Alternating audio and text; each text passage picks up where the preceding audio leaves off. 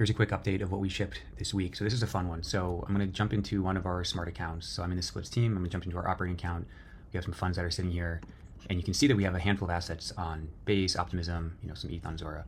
So I'm going to hit the send button. This is new. So I'm going to hit the send button, and I'm going to select one of our accounts.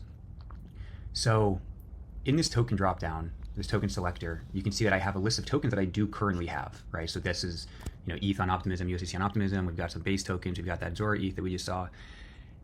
And so those are tokens that I hold in this account, but I can also choose to send someone tokens that I don't actually have. And this is because we're going to swap it at the same time that we send it.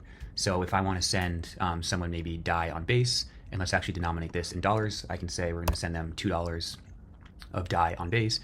And now I can choose which of my tokens that I have on Base that I'm going to sell. I'm going to swap into DAI atomically at the time of transfer, right? So I don't have any DAI in my account right now.